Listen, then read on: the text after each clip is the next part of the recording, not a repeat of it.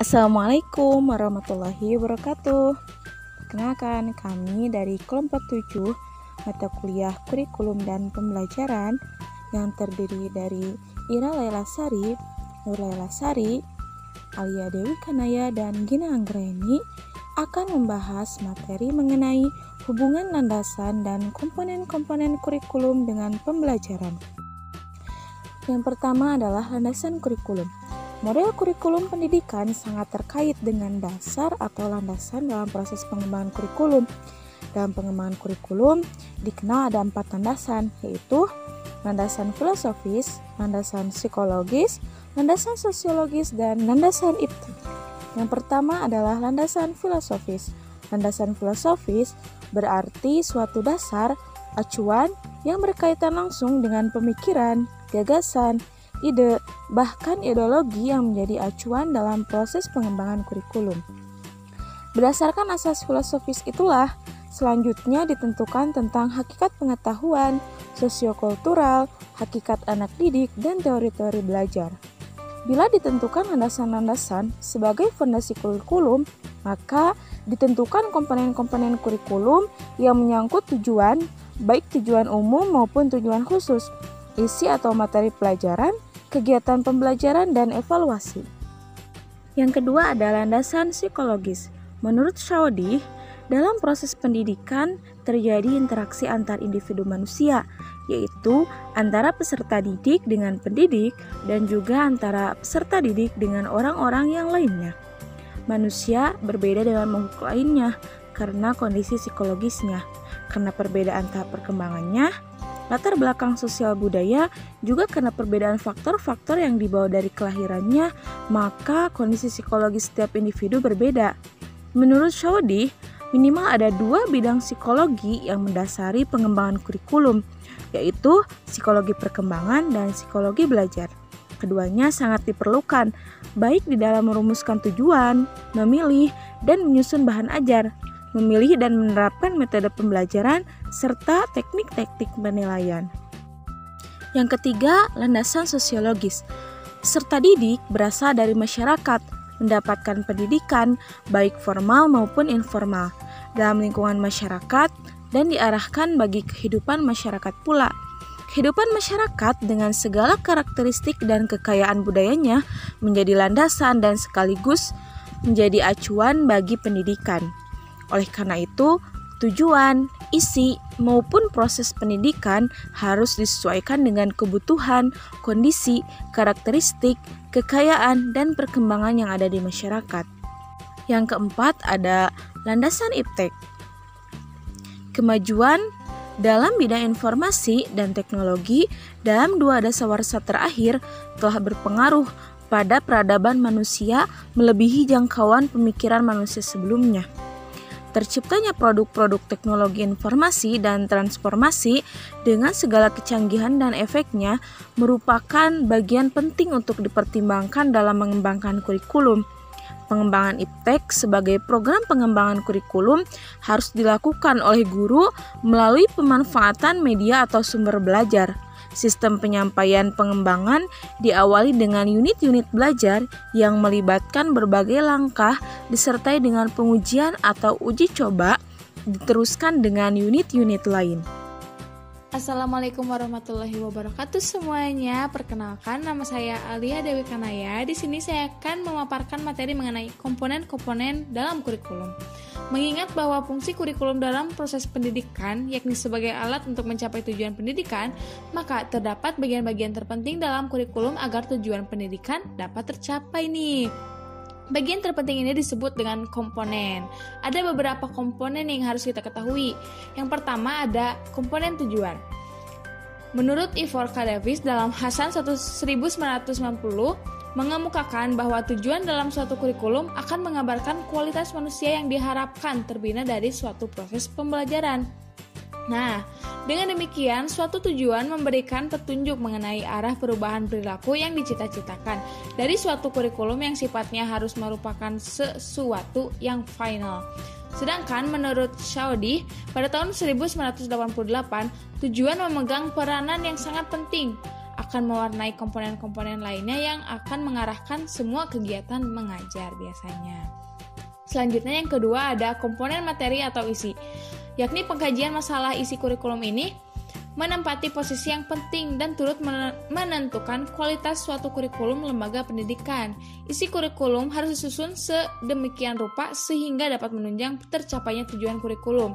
Saylor dan Alexander dalam Zeiss pada tahun 1976 mengemukakan bahwa isi kurikulum meliputi fakta-fakta, observasi, data, persepsi, penginderaan, pemecahan masalah yang berasal dari pikiran manusia dan pengalamannya yang dapat diatur dan diorganisasikan dalam bentuk gagasan. Nah, selanjutnya yang ketiga ada strategi pembelajaran. Menurut Sujana pada tahun 1988 mengemukakan bahwa dari strategi pembelajaran pada hakikatnya adalah tindakan nyata dari guru dalam melaksanakan pembelajaran melalui cara tertentu yang dinilai lebih efektif dan lebih efisien. Strategi pembelajaran ini berkaitan dengan masalah cara atau sistem penyampaian isi kurikulum dalam rangka mencapai tujuan yang telah dirumuskan. Begitu teman-teman. Selanjutnya yang terakhir ada evaluasi. Konsep evaluasi kurikulum dapat dipandang secara luas, yaitu mencakup evaluasi terhadap seluruh komponen dan kegiatan pendidikan, tetapi dapat pula dibatasi secara sempit, yang hanya ditekankan pada hasil-hasil atau perilaku yang dicapainya siswa. Luas atau sempitnya dalam suatu evaluasi kurikulum sebenarnya ditentukan oleh tujuannya itu sendiri. Teman-teman, seperti itu. Bismillahirrahmanirrahim. Baik, selanjutnya di sini saya akan menjelaskan mengenai hakikat pembelajaran. Pembelajaran merupakan suatu sistem atau proses membelajarkan subjek didik atau pembelajar yang direncanakan atau didesain, dilaksanakan, dan dievaluasi secara sistematis agar subjek didik atau pembelajar dapat mencapai tujuan-tujuan pembelajaran secara efektif dan efisien. Menurut ahli yaitu Gagne dan Briggs 1979, halaman 3 mengartikan pembelajaran sebagai suatu sistem yang bertujuan membantu proses belajar siswa yang berisi serangkaian peristiwa yang dirancang dan disusun sedemikian rupa untuk mempengaruhi dan mendukung terjadinya proses belajar di dalam diri siswa. Belajar mungkin dapat terjadi tanpa pembelajaran, namun pengaruh suatu pembelajaran pada belajar hasilnya lebih sering menguntungkan dan biasanya mudah diamati. Sementara itu, menurut ahli yang kedua yaitu Gradler mengemukakan bahwa proses perubahan sikap dan tingkah laku siswa pada dasarnya terjadi dalam satu lingkungan buatan dan sangat sedikit sekali bergantung pada situasi alami. Oleh karena itu, agar proses belajar siswa dapat berlangsung optimum, perlu diciptakan lingkungan belajar yang mendukung pengalaman belajar siswa. Proses menciptakan lingkungan belajar sedemikian rupa ini disebut pembelajaran. Dari pendapat kedua ahli tersebut dapat disimpulkan bahwa pembelajaran tidak berlangsung secara alami atau terjadi begitu saja, tetapi melalui proses menciptakan lingkungan belajar berupa kegiatan merancang dan menyusun serangkaian peristiwa untuk mempengaruhi dan mendukung proses belajar dalam diri siswa. Nah, sebagai guru, Andalah yang bertugas menciptakan lingkungan belajar agar terjadi proses belajar dalam diri siswa. Dengan kata lain, pembelajaran diciptakan oleh guru dengan tujuan membantu siswa belajar. Saya Ira Lelasari, saya akan menjelaskan mengenai hubungan landasan dan komponen kurikulum dengan pembelajaran.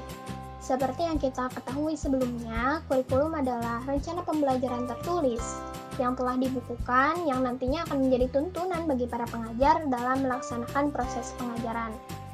Menurut Peter F. Olivia, pada tahun 1992, kurikulum berkaitan dengan apa yang harus diajarkan, sedangkan pengajaran mengacu pada bagaimana cara mengajarkannya.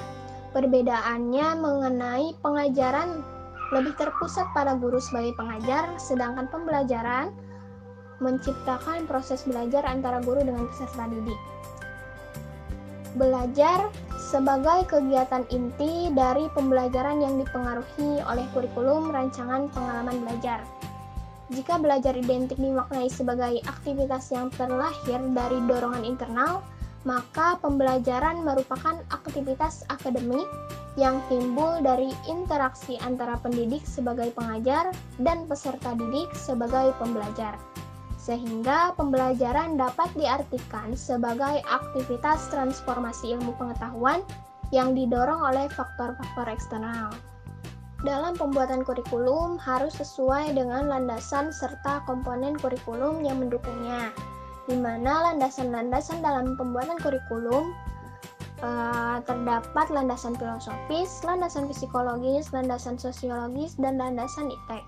Keempat landasan tersebut dijadikan sebagai dasar atau fondasi dalam menyusun kurikulum sesuai dengan perkembangan zaman pada saat itu. Sedangkan komponen kurikulum yang terdiri dari tujuan, materi atau isi, strategi pembelajaran, dan evaluasi sebagai cara bagaimana suatu rencana pembelajaran dapat terrealisasikan atau tercapai sesuai tujuan yang diharapkan. Sehingga baik landasan dan komponen kurikulum sangat penting sebagai syarat dalam pembuatan kurikulum. Dengan begitu, kurikulum yang telah sesuai dengan landasan dan komponen kurikulum yang ditentukan sebagai syarat pembuatan atau penyusunan kurikulum, maka pembelajaran akan menghasilkan aktivitas belajar untuk mencapai suatu tujuan dari pembelajaran tersebut sesuai dengan kurikulum yang telah dibuat.